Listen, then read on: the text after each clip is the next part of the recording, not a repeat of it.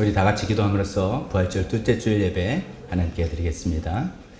예수께서 마르다에게 말씀하셨다. 나는 부활이요 생명이니 나를 믿는 사람은 죽어도 살고 살아서 나를 믿는 사람은 영원히 죽지 아니할 것이다.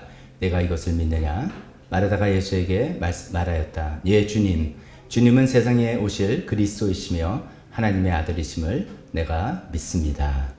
하나님 아버지, 우리도 믿습니다. 예수님이 부활하셨고 우리를 부활로 이끄실 영원한 생명의 주님이신 것을 우리가 믿습니다. 그렇게 믿는 마음으로 이렇게 다 같이 하나님께 나서 예배하러 저희가 모였습니다. 하나님 이 시간에 저희가 마음과 정성을 다해서 주님께 높이 찬양으로 높이 올려드리고 주님 말씀을 귀담아 경청하며 그 말씀대로 살겠다고 또 결심하며 주님께 나아갈 때 하나님 저희 이 예배를 받아 주시옵소서. 예수님의 이름으로 기도했습니다. 아멘. 다 같이 일어나서 찬송가 161장 할렐루야 우리 예수 부활 찬송으로 오늘 부활주일 둘째 주일로 주님께 나갑니다.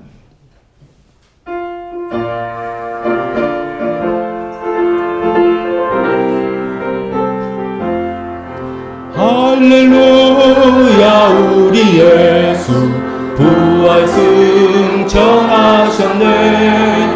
세상 사람 찬양하니 천사와 답하도다. 구주 예수 부활하사 사망 권세 이겼네. 구주 예수 부활하사 사망 권세 이겼네. 할렐루야 우리 예수 왕의 왕이 되시고 우리들의 중보 되신 성령 증거하시네. 구주 예수 부활하사 전 열매 되셨네. 구주 예수 부활하사 전 열매 되셨네. 할렐루야 우리 예수 흥과 티가 없도다. 무덤 속에 있는 죄인 주가 일으키시네. 구주 예수 부활하사 영광 주러 오시네. 구주 예수 부활하사 영광 주러 오시네. 아멘.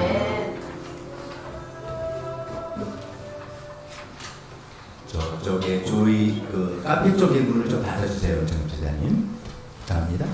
자, 지난주에 우리 찬양했던 죽임 당하신 어린 양, 부활의 십자가 고난과 부활의 주님. 그래서 주님께서 모든 영광과 부와 능력과 존귀와 찬송과 영광을 받으시기 합당합니다. 우리 마음을 다해서 지난주에 한 번 더 불렀으니까 조금 익숙한 그런 상태에서 온 마음을 다해서 하나님 예수님께 찬양을 드리는 시간 되었으면 좋겠습니다.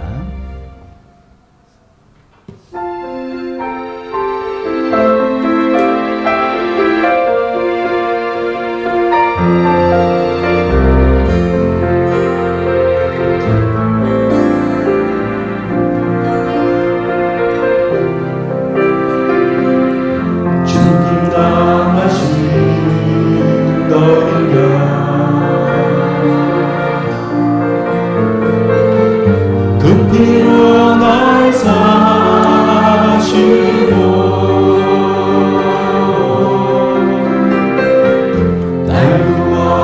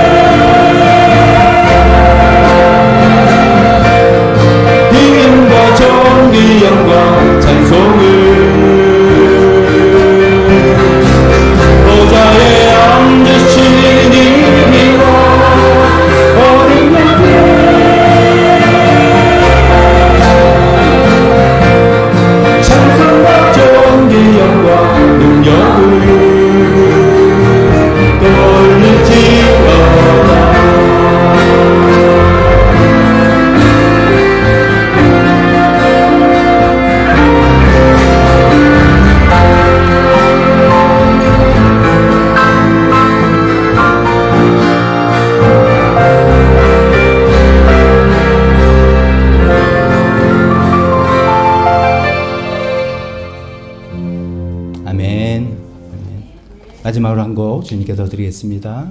하나님께서 우리에게 말씀하시는 말씀입니다. 아무것도 두려워 말라. 주 너희 하나님이 지켜주시네. 놀라지 말라, 겁내지 말라. 우리 지켜주시겠다는 주님의 음성을 또 들으면서 그 주님께 주님이 우리의 산성이고 요새고 소망입니다. 나의 힘입니다. 우리가 믿음으로 고백하는 찬송 마지막으로 주님께 드리겠습니다.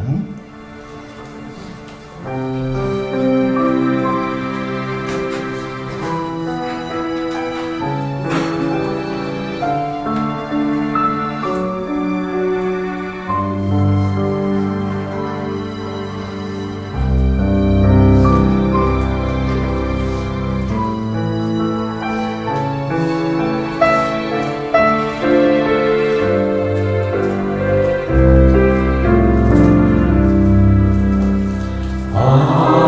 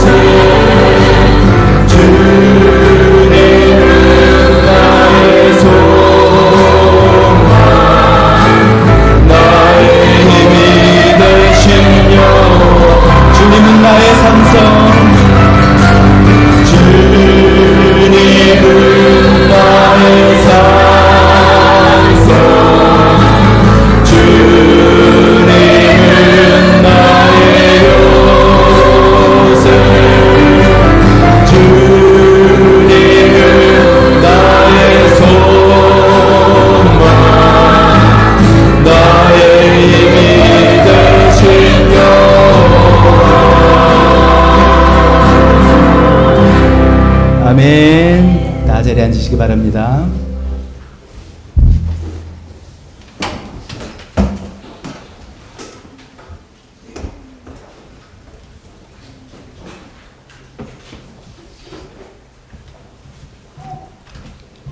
부활절 둘째 주일을 맞이해서 또 하나님께 예배하러 나오신 모든 분들 주님의 이름으로 환영합니다. 오늘은 모든 분들 환영하지만 특별히 스페셜 게스트가 오셨죠.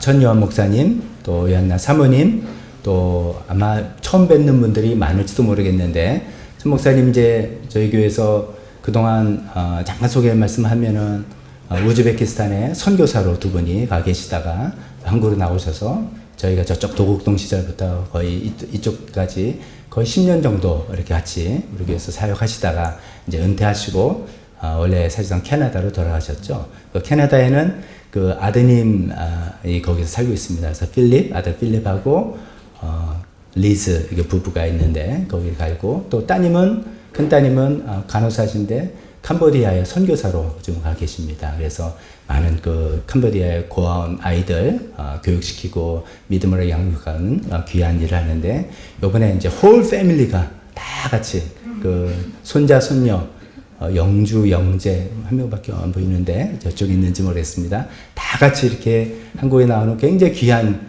기회를 맞이해서 또 저에게 방문하셨는데, 우리 홀 패밀리 잠깐만 일어나시면 우리 박수로 주님의 이름을 환영하겠습니다. 환영합니다.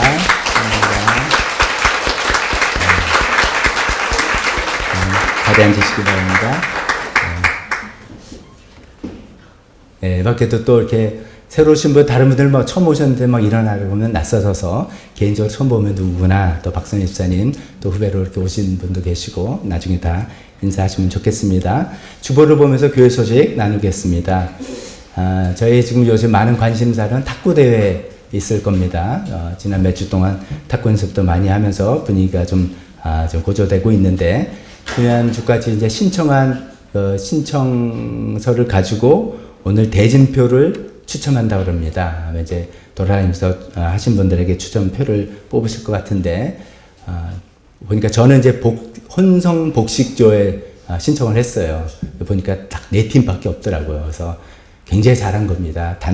남성 복식조에 출전하신 분들은 10팀이더라고요. 보니까 경쟁이 높습니다. 저는 경쟁이 비교적 낮은 그런 파트 더 이상 없죠. 그래서 조금만 잘하면 3등은 하지 않을까 생각을 하고 있는데, 오늘 추첨을 하고 4월 30일 주일 마지막 주일날 우리 탁구대회 할 텐데, 경기장은 예배실 이쪽입니다. 좀 알고 뒤쪽에 우리 의자를 전부 다 저 복도 쪽으로 빼고 탁구대를 2개를 이렇게 길이로 2개를 놓으면 될 것 같고, 또 안수 집사님께서 회사에 쓰시던 펜스까지도 다 빌려주셔서 갖고 왔습니다. 저 중보기도실 쪽에 있으니까 우리 예배 끝나고 식사 바로 먼저 하지 마시고 그 의자 뒤로 쫙 셋업하고 탁구대 이렇게 설치해 놓고 펜스 놓고, 그 다음에 뭐 연습 먼저 할 사람, 놀 사람도 놀고, 그 다음에 차츰차츰 이렇게 파트너하고 또 연습도 하고, 그렇게 해서 이번 주, 다음 주 이제 2주 시간 있으니까 이렇게 연습하면 좋을 것 같습니다. 푸짐한 상품도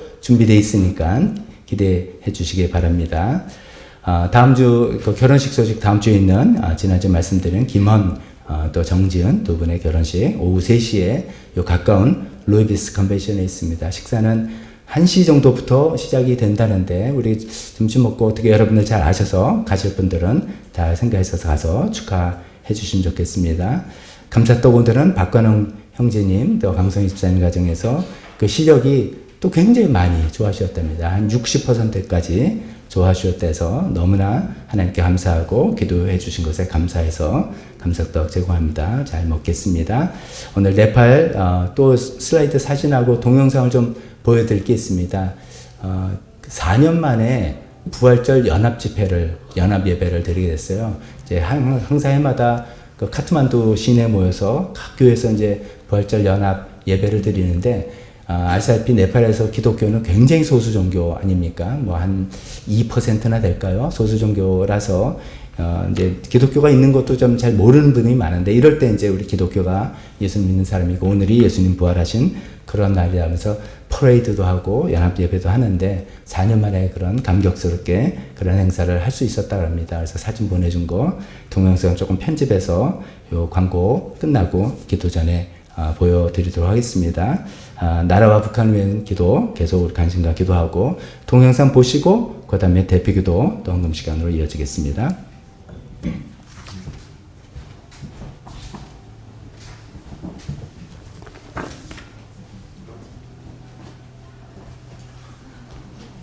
이런 모습입니다. 다음 해피 이스터 이렇게 써놓고 많은 분들이 이렇게 모여있죠. 라진 목사님입니다. 마스크 사람.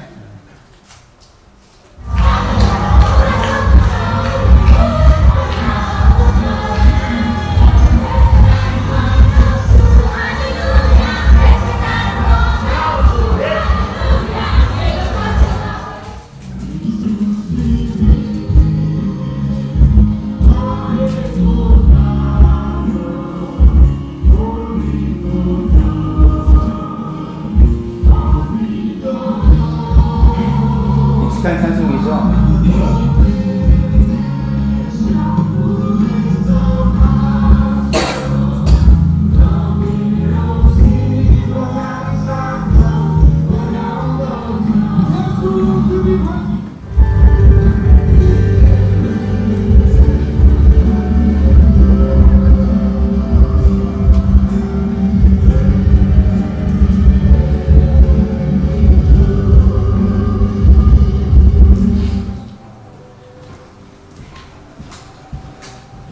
이런 내용입니다. 2주 연속으로 오늘 3주째 이렇게 네팔 사진 보여드리는데 이렇게 침례식 있고 저 선교진 당에서도 침례식 있고 이런 또 부활절 야간 행사도 하면서 굉장히 영적으로 많이 힘이 됐을 것 같습니다. 그래도 계속해서 기도하고 후원해 주셨으면 좋겠습니다. 이 시간에 대표 기도로 이어지겠습니다.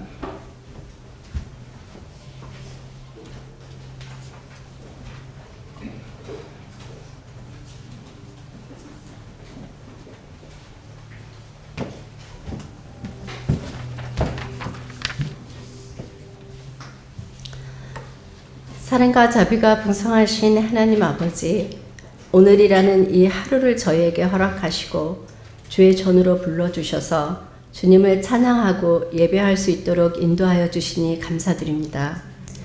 세상의 유혹과 교만, 욕심에 빠져 하루하루 주님과 멀어져 가던 죄인들을 한이 없는 긍휼하심과 자비로 불쌍히 여기셔서 저희를 구원하시고자 이 땅에 육신으로 오신 주님, 십자가에서 우리의 모든 죄악을 표현할 수 없는 고통으로 감당하시고 귀한 보배 피 흘려 저희의 붉은 죄를 깨끗하게 씻어주시고 구원하여 주시니 감사드립니다.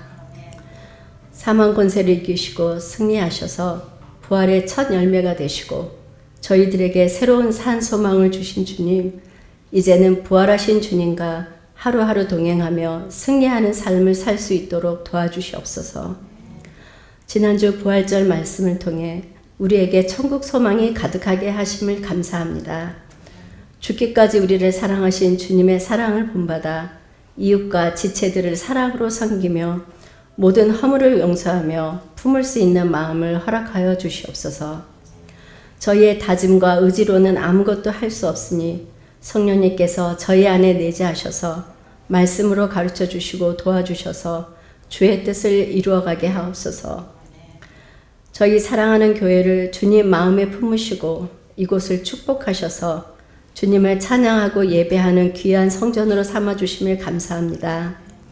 저희 성도들의 모든 사업장과 직장과 생업 가운데 넘치는 복을 허락하셔서 교회의 재정에 부족함이 없게 축복하시고 주의 전에서 흘러 넘치는 주님의 은혜가 우리 모두에게 충만하기를 간절히 기도합니다.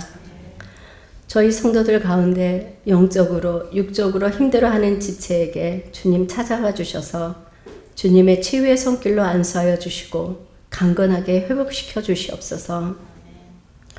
목원들의 영적 성장을 위해 품으시고 기도로 도우시며 섬기시는 목자 목녀님의 수고와 헌신을 주님 기억하여 주시고 축복하여 주시옵소서. 교회의 주일 학교를 축복합니다. 섬기시는 김진경 목사님과 전도사님, 그리고 수고하고 애쓰는 많은 교회 선생님들을 축복합니다. 선생님들의 기도와 말씀으로 성장하는 어린 자녀들을 돌보아 주시고 그 아이들의 앞길도 주님이 동행하여 주시옵소서. 4월 30일에 탁구 대회를 계획하고 있습니다. 그 일에 처음부터 끝까지 주님 함께 하시고 계획하고 준비하는 모든 팀원들에게 지혜를 허락하여 주셔서 모든 순서가 매끄럽게 주님의 은혜로 진행될 수 있도록 도와주시옵소서. 오랜만에 성도들 모두 참여하여 하나 되는 즐거운 축제가 되게 도와주시옵소서. 네팔의 시티미션 교회를 위해 기도합니다. 매 순간이 영적 전쟁터인 선교지에서 주님 붙잡고 승리하게 하시고 성도들의 침례식과 부활 협동 예배까지 성공적으로 치르게 하심을 감사합니다. 지금은 미약할지라도 시티미션 교회가 하나의 미랄이 되어 전 네팔을 복음화하는데 크게 쓰임받는 교회가 되게 하옵소서. 나라를 위해 기도합니다. 이 나라를 축복하시고 특히 젊은 청년들을 새롭게 하소서. 세상의 유혹과 가짜들을 멀리하게 하시고 주님의 구원자신 우리의 구원자이신 주님을 간절히 찾고 만나는 은혜가 넘치게 하여 주시옵소서. 모든 위정자들을 주님 통치하여 주셔서 주님의 뜻이 이 나라에 온전히 이루어지게 하옵소서. 이 한반도에 완전한 평화가 정착되게 하시고 북한이 하루빨리 자유와 평화의 땅이 되어 복음이 전파되게 하옵소서. 그날이 올 때까지 수많은 지하교회를 주님 지켜보호하여 주시옵소서. 오늘 말씀을 전하실 박덕주 목사님을 축복하시고 권능으로 덧입혀 주셔서 살아계시는 하나님의 말씀을 전할 때 저희 마음속에 은혜가 넘치게 하여 주시옵소서. 우리 주 예수 그리스도의 이름으로 기도드렸습니다. 아멘.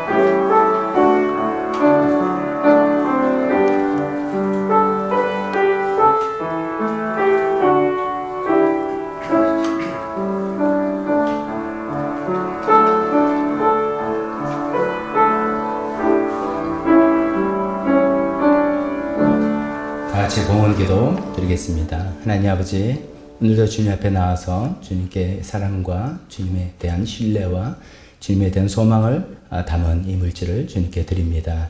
하나님, 우리가 땀 흘려 애써 힘써 모은 것, 그걸 주님께서 주신 기회, 주님께서 주신 재능, 주님께서 주신 열어준 그 길을 통해서 우리가 물질을 받은 것입니다.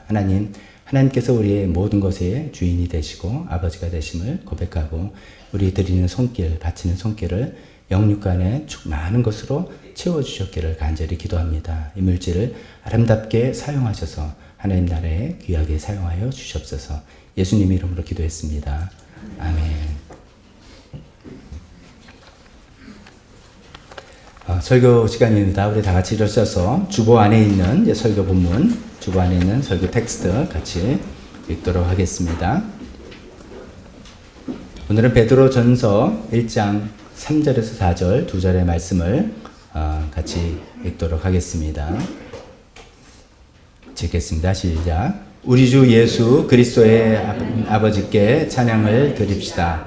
하나님께서는 그 크신 자비로 우리를 새로 태어나게 하셨습니다. 그리하여 그는 죽은 사람들 가운데서 예수 그리스도가 부활하심으로 말미암아 우리로 하여금 산 소망을 갖게 해주셨으며 썩지 않고 더러워지지 않고 나이가 없어지지 않는 유산을 물려받게 하셨습니다. 이 이 유산은 여러분을 위하여 하늘에 간직되어 있습니다. 아멘. 설교에서 잠깐 기도하겠습니다.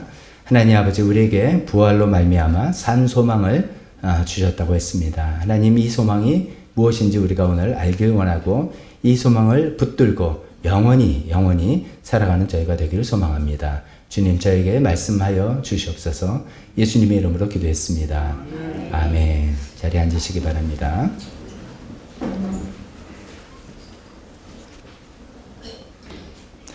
오늘 설교 본문을 가지고 부활이 주는 산 소망이라는 제목으로 말씀을 드리는데, 부활절이 이제 부활이 기독교 우리 이제 신앙에서 가장 중요한 때지 않습니까? 근데 부활절 딱 한 번만 하고 지나가는 것은 좀 아쉽다, 뭐 좀 밸런스 안 맞는다 이런 생각에 우리가 이제 매주 이제 부활절 둘째 주입니다, 셋째 주입니다 하면서 교회력에 따라서 그런 카멘트를 하지만 또 설교를 부활에 관한 주제를 한 번 정도는 더 하는 게 좋겠다라는 그런 마음을 하나님께서 주셨습니다. 그래서 부활에 관한 말씀을 다시 한번 전하려고 합니다. 예수님께서 부활하셨다. 부활이라는 것은 죽었다가 다시 살아났다, 이런 말씀이죠. 예수님께서 분명히 십자가에 2000년 전에 이스라엘 어느 땅에서 죽었고 장사도 잘 지내고 장례식도 다 끝났는데 3일 만에 부활하신 그 부활은 어쩌면 획기적인 그런 일이죠. 그런 일을 통해서 우리가 이제 신앙적으로 많은 내용들을 우리가 이 부활을 통해서 생각해 볼 수 있고 알게 되지만 그 중에 오늘은 이런 말씀을 드리려고 합니다. 예수님의 부활을 통해서 우리 인생이라는 것이 그냥 살다가 죽으면 끝나는 것이다가 절대로 아니다라는 것을 예수님의 부활은 그냥 웅변적으로 이렇게 보여주신 거죠. 예수님 먼저 죽음을 가셨지만 다시 살아나신 그 모습을 통해서 또 예수님이 부활의 첫 열매가 first fruit이 된 것을 통해서 우리 모두도 그렇게 될 것이라는 것을 보여주신 것이죠. 예수님의 그 부활은 또 이제 사실 뭐 여러 가지 또 디테일 내용 중에 예수님이 몸으로 부활했다는 것이죠. 그러니까 죽었던 사람이 다시 살아나서 어떻게 이제 그렇게 생각하는 분들도 있습니다. 예수님 부활에서 예수님의 그 가르침의 정신이 우리에게 남아있다. 그것이 부활했다. 이렇게 생각하는 분들도 있습니다. 소위 우리가 어떤 이제 시대의 정신이 이 시대에 다시 부활해서 뭐 어떻게 했다랄 때 그런 용어를 쓰는데 절대로 그런 것이 아니죠. 예수님의 부활은 몸이, 이 body가 부활했다는, 다시 살아났다는 것이죠. 그런 것을 볼 때 하나님께서 예수님을 죽은 자 가운데서 다시 살리시는 그 하나님의 그 역사를 보면서 하나님은 우리 그 body, 또 우리 물질에 대해서 어떤 생각과 어떤 계획을 갖고 계시는지를 우리가 볼 수 있게 됩니다. 제가 이제 서론으로 결론을 먼저 잠깐 말씀드린다면 그 결론은 하나님께서 온 우주를 다스리면서 운행하시면서의 최종 결론은 새 하늘과 새 땅이라는 새로운 물질 세계의 회복, 새로운 물질 세계로의 갱신, 리뉴얼, 이것을 하나님께서 계획하고 계신다는 것을 예수님의 몸이 부활하는 것을 통해서 우리가 엿볼 수가 있게 되는 것이죠. 그래서 사실 이제 우리가 그 부활을 믿게 된다면은 우리가 이 세상을 살아가면서 하나님을 위해서 수고했던 어떤 일들, 주님을 위해서 내가 하는 크고 작은 모든 일들은 그 성과가 어떻게 됐느냐를 떠나서,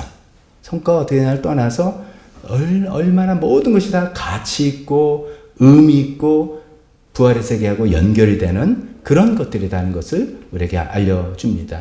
그래서 우리가 이 땅에서 예수님을 믿고 하나님을 위해서 한 모든 일은 헛수고라는 것이 절대로 없다 이거죠. 헛수고. 내가 괜히 했는데 이거 뭐 꽝이구나, 뭐 아무 소용이 없구나 라고 하는 그런 헛수고가 절대로 없는, 그래서 우리에게 산 소망을 주는 그런 내용이 된다는 말씀을 오늘 좀 전하려고 합니다. 예수님의 부활하신 모습을 통해서 이제 우리가 좀 딱딱한 거지만 딱딱한 용어는 그 내용을 담고 있기 때문에 우리에게 설명을 잘 해주죠. 그것을 이런 특징이 있습니다. 부활의 연속성과 불연속성이라는 특징이 있습니다. Continuity and discontinuity 이라는 그런 개념을 설명할 수 있습니다. 그 무슨 말이냐면 부활의 연속성. 예수님이 이제 부활해서 다시 살아나서 이렇게 보니까 그 존재가 똑같은 분이에요. 죽기 전에 내가 알았던 그 예수님이 똑같은 분이라는 것이죠. 그래서 이 존재가 being이 똑같은 분이다. 컨티뉴이티를 갖고 있다라는 그런 것이 하나고요. 또 예수님이 부활했는데 어떤 유령으로 이렇게 나타나서 나 알지 하고 하는 것이 아니라 아까 말씀드린 것처럼 육신, 몸을 갖고 있는 분으로 부활했다는 것이죠. 그 바디가 그대로 부활했다는 그런 것에서 그 전에 예수님이 몸으로 계셨는데 죽고 난 다음에도 또 몸으로 존재하시는 그런 연속성이 그 안에 있다라고 우리가 볼 수 있습니다. 또 세 번째 연속성은 뭐냐면 예수님 죽기 전에 겪었던 어떤 일들, 또 죽기 전에 맺었던 관계들, 이런 것이 부활하고 난 다음에도 똑같이 연속된다는 거죠. 죽기 전에 겪었던 일들 중에 이제 대표적인 게 그런 게 있습니다. 예수님이 이제 부활하고 딱 나타났을 때 도마라는 제자 한 사람은 처음에 나타났을 때 자리에 없었죠. 그래서 아이 말도 안 돼 이렇게 믿지 않을 때 두 번째 예수님이 나타나셔서 도마한테 손을 내미셨죠. 도마야, 너 내가 부활한 거 믿지 못한다 그랬지? 내 손에 못자국에 네 손을 집어넣어봐라. 내 옆구리에 창자국에 네 손을 집어넣어봐라. 그리고 내가 다시 살아나는 것을 믿어라. 이런 얘기를 하지 않습니까? 근데 가만히 생각해보면 예수님이 부활하신 몸인데 여전히 못자국과 창자국이 있다는 것이죠. 즉 예수님이 죽기 전에 겪었던 어떤 일들이 여전히 연속적으로 나한테 흔적으로 남아있는 어떤 연속성이 있다는 것입니다. 예수님이 부활하시고 난 다음에 여전히 제자와 스승관계라는 그런 관계가 여전히 이어지는 것이죠. 그런 걸 생각할 때 부활을 통해서 우리가 죽음 전과 죽음 후는 삶이 연결되어 있는 거구나 라는 것을 우리가 알 수 있습니다. 흔히 우리가 생각하는 것 죽음만 다 끝이야. 세상 일 다 두고 우리는 그냥 없어지는 거구나. 아니면 완전히 새로운 세상에서 사는 것, 그런 것이 아니라는 것을 예수님의 부활을 통해서 예수님의 부활의 그 연속성을 통해서 우리가 알 수가 있게 됩니다. 그러나 예수님의 부활을 통해서 또 불연속성, discontinuity도 있다는 것이죠. 두 가지를 생각한다면 몸은 몸인데 전혀 다른 몸이다. 그 전에 우리가 음식을 먹는 몸은 여전히 몸이 있지만 시간과 공간을 초월해서 이동할 수 있는 그 새로운 몸이다. 성경을 그 예수님의 부활하신 몸을 신령한 몸 이렇게 표현합니다. 영어로 하면 spiritual body 이렇게 표현합니다. spiritual body 이거는 우리말로 형형모순입니다. 영어로 뭐 oxymoron 이렇게 되죠. spirit하고 body하고는 이게 하나가 될 수가 없는 겁니다. 일반적으로. 그러니까 spirit 하면 몸이 없는 것, body가 없는 것 이렇게 생각하는데 spiritual body 우리가 상상할 수 없는 굉장한 discontinuity, 불연속성이 새로운 몸이 되는 것이죠. 두 번째로 불연속성은 예수님께서 십자가 죽음 전의 모습과 죽고 난 다음에 부활하고 난 다음에 예수님의 영광과 그 위엄이 엄청나게 달라졌습니다. 아침에 이제 어쩌면 성육신 이전의 모습으로 회복한 것이죠. 그 전에 제자들은 예수님 보면서 아주 편하게 대화도 하고 같이 식사도 하고 같이 이제 한 방에 지내기도 하고 했었습니다. 편하게 지냈는데 부활하고 난 다음에 주님을 맞이할 때 제자들 처음에 나타났을 때와 달리 점점점 나중에는 이런 모습이 되는 것입니다. 요한계시록 1장에 보면 그 사도 요한이 예수님 제자 요한이 부활하신 주님이 환상 중에 자기한테 나타났을 때 계시록 1장 14절에서 19절 보면 뭐 모습이 어떠고 저쩌고 제가 뭐 읽지 않겠습니다만 결론적으로 그를 뵐 때 내가 그의 발 앞에 엎드려서 딱 죽은 사람이 됐다. 너무나 영광스럽고 너무나 위엄이 있는 분이 돼서 그냥 그 앞에서 내가 참 감히 볼 수도 없는 그런 영광의 주님이 되었다는 것이죠. 그거는 죽기 전에 예수님과는 굉장히 다른 그런 모습이라고 볼 수가 있습니다.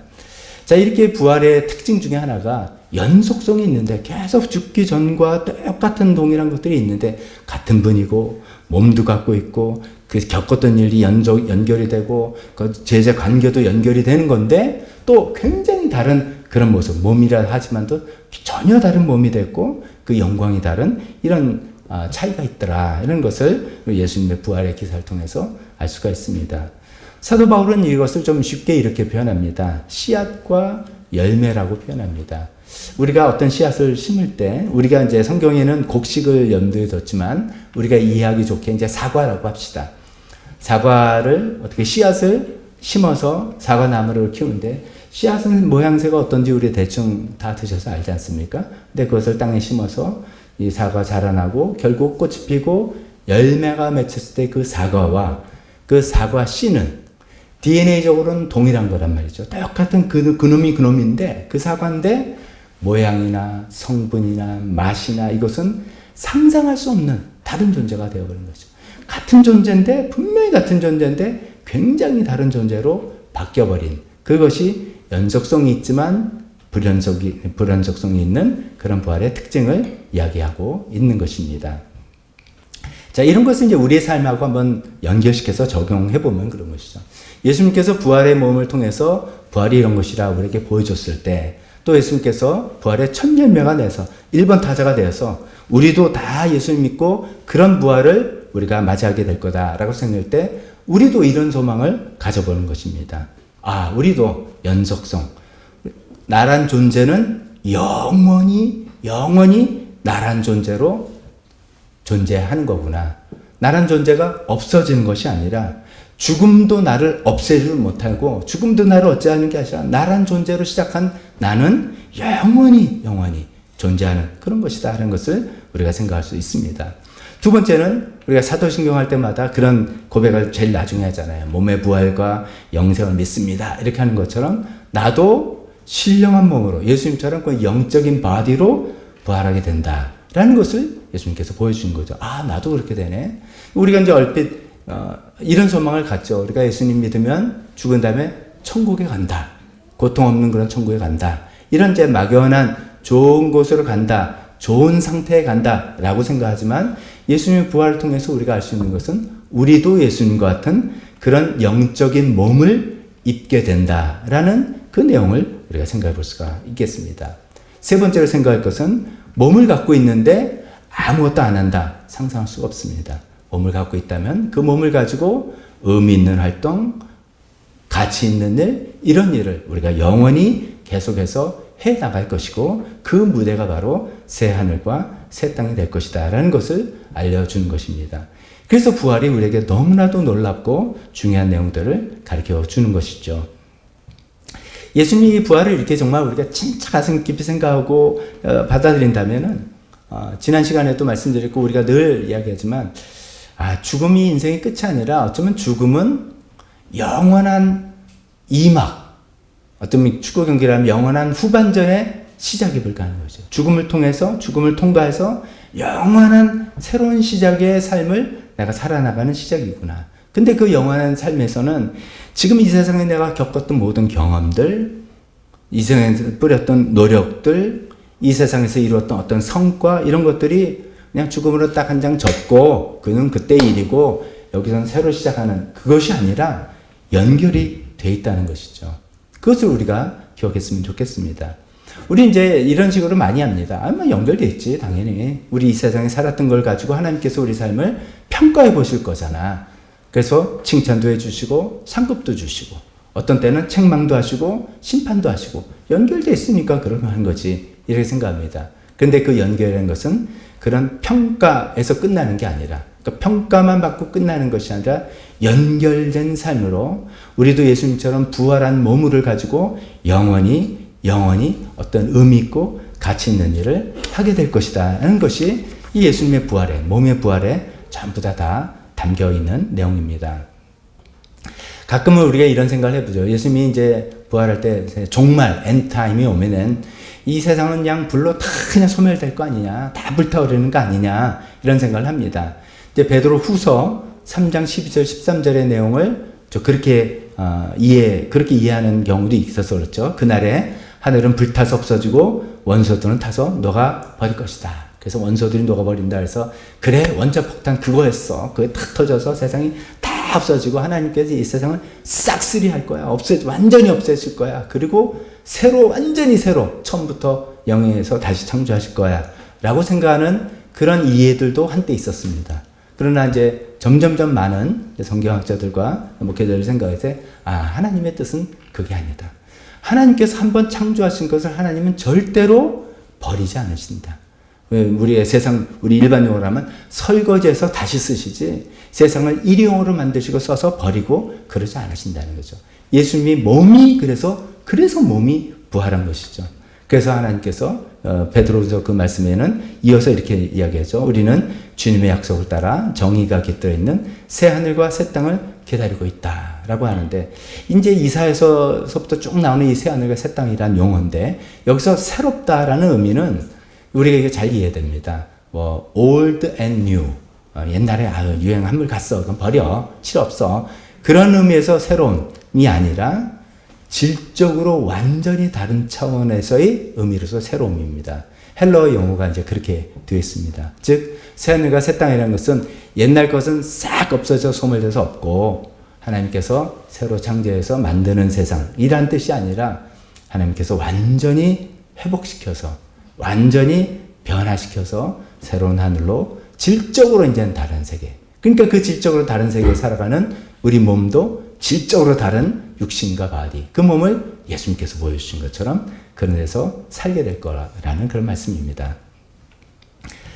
그런 내용이기 때문에, 이게 다 전제예요. 그런 내용이기 때문에 우리가 이 세상에 살아가면서 하나님을 위해서 하는 어떤 일은, 그것이 크든 작든, 또 어떤 내가 가시적인 성과를 보이든 보이지 못하든 간에 헛된 수고가 아니다라는 이야기를 하고 있는 것입니다.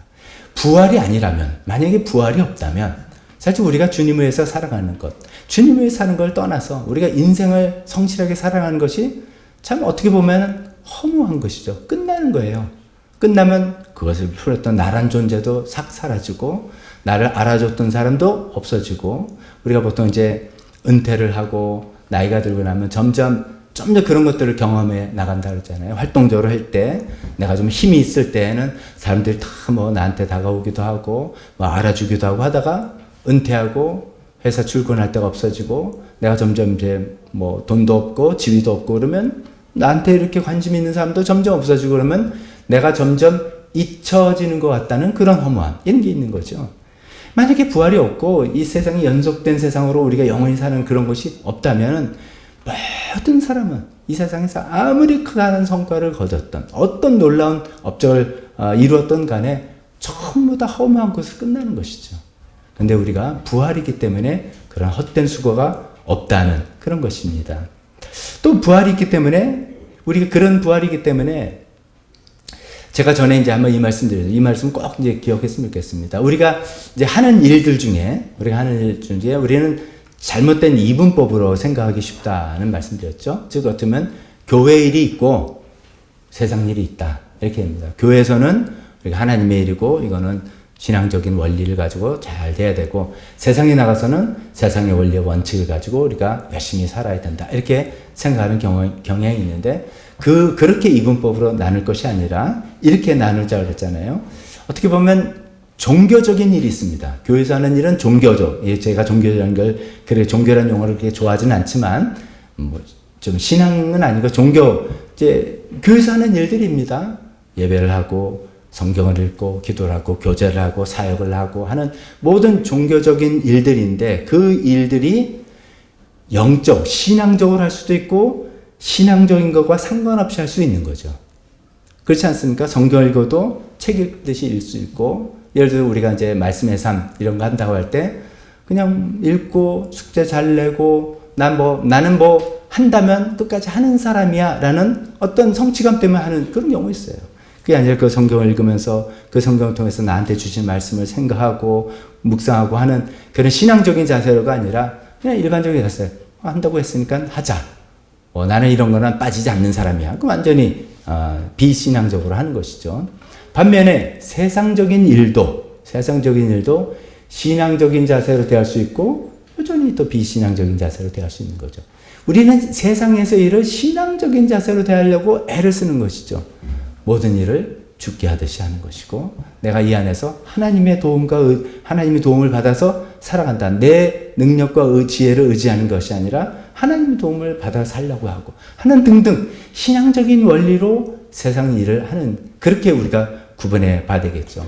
그렇다면은 이런 신앙적인 자세를 한다면은 교회 일이든 교회 일이 아니든 모든 일들이 전부 다 부활의 세계하고 연결이 된다는 것이죠. 요리를 하는 일, 병을 고치는 일, 꽃을 하는 일, 사업을 운행하는 일, 음악을 하는 일, 교육 현장에서 가르치는 일, 옷을 만드는 일, 설계를 하고 건축을 하는 일, 디자인을 하는 일, 여러분들이 각자 하시는 모든 일들이 자체가 신앙적으로 하나님을 위해서 하나님을 생각하면서 하는 그 모든 일들은 전부 다 집안에서 살림을 하는 일, 자녀들 교육하는 일, 뭐 하는 모든 일들, 기저귀 갈아주는 일까지도 모든 일들이 전부 다 연속적으로 부활의 세계하고 연결되는 그런 내용이 될 것이다 하는 것이죠. 그래서 우리 삶에 미완성의 삶은 없습니다. 우리 생에 실패의 삶은 없습니다. 세상에서 평가하는 평가, 성과와 다른 평가 기준이 우리에게 있는 것입니다. 우리는 여기서 끝나는 게 아니기 때문이죠. 우리는 또 다른 영원한 부활의 세계가 있기 때문에 거기서 어쩌면 더 큰 성과, 더 큰 평가를 받게 될 것이기 때문입니다. 그래서 우리가 하는 모든 일들이 그 당장의 일이 어떤 성과를 내가 거뒀든 간에 상관없이 우리 모두가 의미 있고 좀 하나님의 가치 있는 그런 삶을 살 수 있게 된다. 부활 때문에 우리에게 그런 일이 있다는 것입니다. 오늘 이 내용이 좀 딱딱할 것 같아서 저는 마지막으로 이제 한 이야기를 가지고 이 내용을 말씀드리면서 마치려고 합니다. 이런 일을 이제 말씀드리면 그래도 여러분 마음속에 내가 나는 목사도 아니고 교회 맡은 일이 있는 것도 아니고 그냥 평범하게 살아가는 그런 사람인데 내가 무슨 하나님의 일을 한다고 그러나 내가 하는 일 이렇게 대충 중요한가 그냥 밥 먹고 살려고 그냥 하는 거지 라고 생각하시는 분이 있을 수도 있어요. 또 나 힘들게 애쓰게 한다고는 하는데 좋은 성과도 별로 없고 정말 내 삶에 이게 뭐지? 내가 정말 제대로 사는 건가?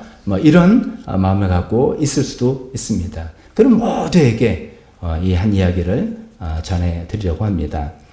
이런 이제 반지의 제왕이라는 영화로 이제 대부분 영화로 보셨을 겁니다. 영화로 나온 그 반지의 제왕의 원작을 쓰신 톨킨이라는 분이 있습니다. 그분이 이제 반지의 제왕이라는 것은 진짜 그 대화 스토리죠. 3편으로 되어 있는 그 대화 스토리인데 그 이제 소설을 구상을 하고 쓰는 와중에 그 중간에 아주 짧은 단편 소설 니글의 이파리, 니글은 사람 이름이고요. 이파리, live by 니글 이런 것입니다. 그 단편 소설을 하나 이제 중간에 썼는데 거기 그 이야기를 좀 전해드리려고 합니다. 이야기는 이렇게 됩니다. 그 반지의 제왕을 이제 집필하려고 이게 워낙 방대한 내용이니까 구상도 많이 해야 되고 리서치도 많이 해야 되는 거예요. 어떤 리서치냐면 그 영화를 보신 분들 알겠지만 거기에는 엘프도 나오고 난장이 드월프도 나오고 이상한 나무 추임의 앤트맨도 나오고 별별 이상 거인도 나오고 마법사 나오고 이런 거잖아요. 그러니까 유럽에 있었던 많은 신화들, 그들의 고대 언어들 이런 걸 가지고 이제 이야기를 꾸려 나가려고 하는 겁니다. 이 톨킨은 아주 훌륭한 크리스찬입니다. 이 신앙적인 어떤 메시지를 그 소설에 담아서 정말 어떤 판타지로 이 영화를, 소설을 쓰려고 했던 것이죠. 근데 일이 이제 너무나 방대한 큰 일이니까 쉬운 일이 아니죠. 그래가지고 맨날 며칠을 그걸 이제 구상을 하고 준비를 하고 이제 그러고 있는 중에 힘들게 그러는 중에 어느 날 이제 창밖을 보니까 자신이 늘 이렇게 보던 나무가 있어요. 길 건너편에 나무가 있었는데 어느 날 그 나무가 그 집주인이겠죠. 이웃 사람이 그 나무를 가지랑 가지는 다 잘라버리고 줄기도 심한 상처가 나 있는 아주 앙상한 나무가 되어 있는 모습을 본 거예요. 너무 그에 충격을 받고 마음이 아팠어요. 마치 내가 지금 막 구상하고 있는 이 스토리, 방대한 스토리인데 이 나무가 자기가 결국을 풀어내지 못하고 이런 보잘것없는 그냥 미완성의 작품, 졸작의 작품 이걸로 끝나는 건 아닌가라는 그런 슬픔과 함께 쇼크와 이런 것들이 왔다 그런 거예요. 그래서 너무 다운이 돼 있었는데 그리고 이제 그 충격을 받고 그 다음날 아침에 일어났는데 왜 작가들이 이제 갑자기 뭐가 이제 꽂히는 게 있잖아요. 어느 날 번개 같은 어떤 아이디어가 생겨가지고 그냥 그 자리에서 딱 단편 소설을 쓴 게 이 니글의 이파리라는 내용입니다. 그래서 이제 원고를 내서 소설을 냈다는데 내용은 이렇습니다. 이건 이제 니글이라는 이름이 니글이에요. 니글이라는 한 화가의 이야기입니다. 영어로 니글이란 뜻은 이런 뜻이래요. 쓸데없이 시시콜콜하고 사소한 일에 시간을 낭비하는 이런 뜻이 담겨 있대요. 그러니까 이제 큰 스케일로 멋있는 일을 하는 것보다는 조그만 디테일에 괜히 빠져가지고 남들이 보면 시시콜콜한 일, 그런 거에 막 신경 쓰는 뭐 그런 사람, 그런 일, 뭐 이런 뜻을 담겨 있는 단어입니다. 근데 이제 니글은 이제 자기는 스스로 이제 화가라고 생각하는 거야. 나는 화가야. 그래서 내가 멋진 그림을 그릴 거야 생각했는데, 자기가 이제 구상한 그림이 있는 거예요. 멋있는 배경으로 해서 아주 뭐 멋진 나무를 하나 그리고 싶어서 뭐 너무너무 막 이파리도 생동감 있고 막 그런 이제 나무를 이제 그리려고 상상을 하고선 이제 그림을 그리려고 한 겁니다. 이제 그 그림이 조그만 폭이 아니라 엄청난 그림이라서 사다리를 타고 올라가서 이제 그려야 될 만한 커다란 화폭 캔버스가 필요했던 거예요. 그래서 이제 그걸 이제 돈을 주고 사서 그걸 구해놓고 그걸 이제 구상을 하면서 그림을 이제 그리기 시작하는데, 이분은 이제 그 이파리 하나부터 이제 내가 이제 그리려고 이제 시작한 거예요. 이파리 하나 이제 정성스럽게 온 정성을 다해서 이제 이파리의 질감과 윤택과 거기 뭐 물방울 하나 떨어진 것까지 이제 막 이제 그리고 있는데, 이 작품에 이제 그리는 진도가 잘 안 나가는 거예요. 두 가지 이유 때문에 진도가 안 나가는 거는, 한 사람이 그냥 어떻게 보면은 크게 이제 스케치 그려놓고, 우리 같으면 스케치 딱딱딱 그려놓고 그 다음에 이제 뭐 덧칠하고 뭐 이런 식으로 진행하면은 나갈 텐데, 이 사람 이름이 니글이잖아요. 니글이니까 쓸데없이 시시콜콜하고 사소한 일에 시간을 낭비하는 그런 사람이라서 이파리 하나에다 온 신경을 딱 써서 이제 그리고 있는 거예요. 그래서 이제 진도가 잘 안 나가는 것도 있고,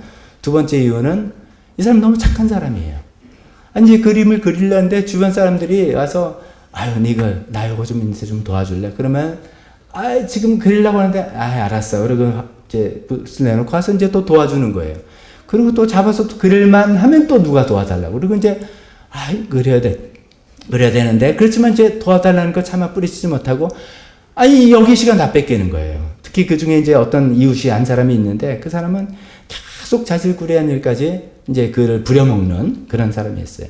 결국은 니글이 이제 진도가 못 나고 이파리 하나만 그린 상태인데, 어느 날 자기 마음속에 내가 이제 죽을 날이 얼마 남지 않은 것 같은데 이 그림을 그려야 되는 이제 조바심도 막 오기 시작하고 있습니다. 그런데 아까 말한 좀 잘 부려먹는 이웃이 좀 비가 막 오는 추운 찬비가 오는 그날인데 자기가 와이프가 아프니까 좀 의사를 좀 불러줄 수 있겠냐. 그 당시 우산도 없고, 그러니까 비를 다 혼빵 맞고 갔다 와야 되는 거예요. 근데 이제 그걸 착한 니글은 또 그 일을 하는 거예요. 그래서 비를 혼빵 맞고 의사를 불러와 줬는데 그 일 때문에 독감이 걸린 거예요. 그래서 독감이 걸려서, 그렇지 않아도 내가 이거 그림을 완성하고 죽을 수 있을까? 어떻게 막 그런 불안한, 나이 들고 그런 마음인데, 이 독감이 너무너무 심해서 결국 이제 그날 밤에 죽음에 이르게 되는 것입니다. 그래서 죽음의 사자가 와서 이제 갑시다. 때가 됐습니다. 이제 이렇게 부를 때, 그 니글이 너무나 지금 안 돼요. 나는 지금 아직 완성하지 못했단 말이야. 내가 너무나 그리고 싶은 그림나 상상을 다 있는데 그 완성을 피니시하지 못했어. 제발 좀 시간을 달라. 라고 했지만 시간이 됐기 때문에 그건 어쩔 수 없는 거예요. 그래서 너무나 안타까운 마음에 알 수 없이 죽음의 사자를 따라서 니글이 이 세상을 떠나게 됐습니다. 그 니글이 세상을 떠나고 시간이 지난 다음에 어떤 딴 사람이 이제 그 집을 사들였어요. 사서 이제 정리하다 보니까 이 구석에 무슨 커다란 캔버스가 벌써 이제 낡아가지고 낡아 빠진 건데, 그림이 보니까 희한해요. 그림에 이파리만 하나 딱 그려져 있는 거예요. 그래서 뭐 이런 그림이 있나? 그 밑에 보니까 그 작품 이름이 써 있어요. 잎사귀, 니글작 이렇게 써 있어요. 영어로 leaf by niggle 이렇게 써 있고요. 이 이파리 하나만 있어요. 세상에 뭐 이런 그림이 다 있어. 그래가지고 이제 그걸 뭐 어디 이제 기증했어요. 동네 방을 미술관 기증했는데, 그걸 어디 중앙에 전시하겠습니까? 저 구석에 처박아서 그 아무도 세상에 그린 그림이 있었는지, 누가 그렸는지, 니글이라는 사람이 존재하는지 다 모르고 잊혀진 채로 끝나버리게 된 것입니다. 그런데 이야기가 거기서 끝나지 않습니다. 이 죽음의 사자를 따라서 세상을 떠난 이 니글은 이제 하늘나라로 이제 올라가게 됐습니다. 하늘 따라, 그 소설이라면 하늘나라 올라가면 열차에 타고 올라갔는데, 올라가는 와중에 두 가지 음성이 들렸답니다. 한 음성은 너는 왜 이렇게 시간을 헛되이 낭비했느냐? 너 평생 네가 이루는 게 뭐가 있느냐? 이런 음성이 들렸대요. 그런 책만 들을만 하죠. 명색이 화가 나면서 그린 건 이파리 하나밖에 없으니까. 그런 명색, 꾸짖는 음성이 들는데 또 한쪽에서는 그를 칭찬하고 위로하는 음성이 들렸다는 거예요. 그래도 너는 남을 위해서 평생 희생하는 것을 늘 선택했다. 내가 네 마음을 안다. 잘했다. 라는 칭찬도 들렸다는 것입니다. 그런 칭찬을 들으면서 하늘나라 이제 그 언저리쯤에 이렇게 이르렀는데 거기에 커다란 나무 하나가 있더랍니다. 니글이 얼른 달려갔습니다. 너무나 놀란 마음에 설마 하는 마음에 달려가서 보니까 거기에 자기가 그토록 그리고 싶어 했던 자기의 상상에 다 있었지만 차마 그리지 못했던 자기는 이파리 하나밖에 못 그렸던 너무 거기 신경 쓰느라도 못 그렸고 다른 사람 도와주고 애쓰느라고 다 시간 뺏겨서 그리지 못했던 그 나무, 그 아름다운 나무뿐만 아니라 자기가 상상한 그 나무 뒤에 멋진 배경까지도 거기에 쫙 있더라는 겁니다. 니글이 그것을 보고 너무나 감격하고 너무나 놀라서 감격하면서 이거는 하나님이 주신 선물이구나. 즉 내가 노력으로 그려낸 게 아니라 하나님이 은혜로 주신 선물이구나. 그래서 여기에 실체가 있었구나 라는 것을 보게 되었다는 것입니다. 그 단편소설이니까 이게 짧은 내용입니다. 죽기 전에 우리가 그 니글이 살았던 세상은 니글이라는 사람을 알지도 못합니다. 다 잊어버렸습니다. 니글의 작품 기억도 못합니다. 니글의 작품을 보관하지도 않습니다. 다 잊어버린 그 미완성인 작품, 아무도 알아주지 않는 그런 작품으로 방치되었지만 실제로 그런 임시적인 세상이 아니라 일시적인 세상이 아니라 영원한 세상, 참된 세상, 부활해서 이제 영원한 실체가 있는 그 세상에 완성된 니글 자신의 나무가 거기에 더 이상의 어떤 상상의 산물이 아니라 실체로 거기에 있는 것을 발견하고 기뻐했다 하는 그런 내용입니다. 모르겠습니다. 어쩌면 이런 얘기를 두고 저만 감동을 받는지 모르겠습니다. 저는 이 이야기를 읽게 되고 알게 되면서 때때로 많이 생각을 해보게 됩니다. 어쩌면 우리가 니글 같은 존재겠다. 하나님 위해서 열심히 애를 쓴다고는 하지만 뭔가 이루려고 노력하지만 뭐 힘도 없고 뭐 유혹도 심하고 뭐 잘 안 되고 뭐 남들이 알아주지도 않고 내 마음에도 안 차고 또 그런 거예요. 그러면서 야 정말 인생이 이건가? 내가 이렇게 쏟아붓고 뭐 열심히 살아가는데 겨우 이걸로 끝나는 건가? 그래서 죽음의 사자가 이제 우리로는 천사겠죠. 이제 갑시다. 라고 할 때 아니야 난 지금 끝내지 못했어. 내가 남기는 게 너무 초라해. 이건 미완성이잖아. 라고 하는 그런 마음이 있을지 모르지만 왜냐하면 우리는 이파리 한 장 겨우 그린 것밖에 없기 때문이죠. 그렇지만 그 아쉬운 마음이지만 그런 아쉬운 마음을 가지고 하나님께서 우리에게 예비하신 나라, 예수님께서 부활하셔서 이루실 그 나라, 또 만들어 놓으신 그 나라로 다 우리가 딱 갈 때 어쩌면 니글의 이파리처럼 거기서는 우리가 이 세상에서는 미완성인 삶, 또 뭐 내가 하는 일이 뭐 이렇게 대단한 일이야, 보잘것없는 삶 이런 것처럼 여기랬을지 모르지만 거기에는 그것이 너무나도 의미 있고 너무나도 가치 있고 너무나도 아름답게 완성된, 오히려 여기가 그림자고 거기가 실체인 그런 삶을 우리가 보게 되지 않을까, 그런 소망을 저는 갖고 있습니다. 이것이 바로 성경에 있는 내용을 녹여서 만든 이야기가 아닌가 싶습니다. 고린도전서 15장 사도 바울이 그 부활장이라고 하는 그 15장에 길게 부활에 대해서 쭉 이야기를 하다가 결론을 이렇게 냈죠. 그러므로 나의 사랑하는 형제자매 여러분, 굳게 서서 흔들리지 말고 주님의 일을 더욱 많이 하십시오. 왜 그러냐면 여러분이 하는 대로 여러분의 수고가 주 안에서 헛되지 않습니다. 부활이 있기 때문에 어떤 일을 하든 어떤 성과를 이루든 결코 헛되지 않습니다.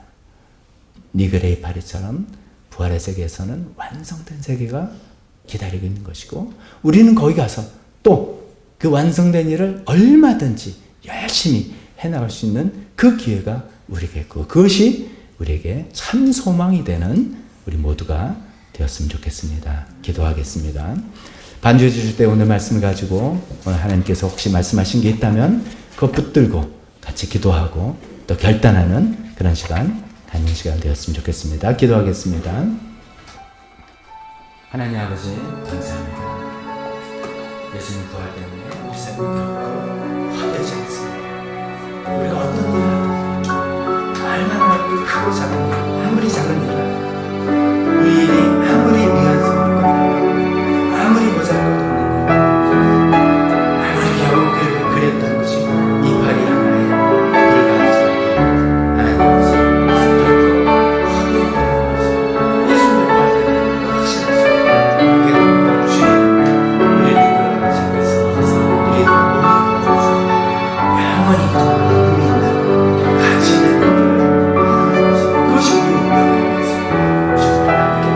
주님께서는 새하늘과 새 땅 정말 그 새로운 세상을 예비하고 계시고 우리가 오늘 멋지게 주님께서 우리 인생을 후반전 인생의 제2날 영원토록 멋지게 살아갈 그 일이 있다는 것을 하나님 아버지 우리가 얼마나 살려주셨습니다. 주님 지금 여기서 주님께서 우리에게 맡겨주시고 우리가 주님을 위해서 그 일을 크고 작은 일을 어떤 일도 좀 그러나 의미가 연결이 있는 하나님께서 칭찬하시고 연속돼서 감사합니다. 주님께서 우리가 다시 기뻐하는 감사합니다.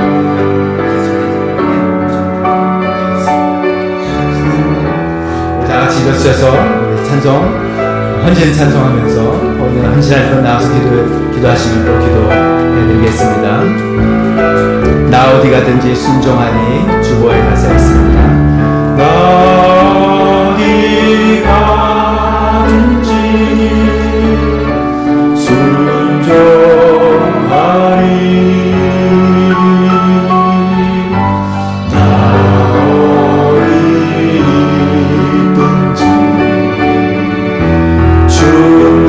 순종하니 주 나의 하나님 왕 되신 주 영원히 주님만 찬양하리.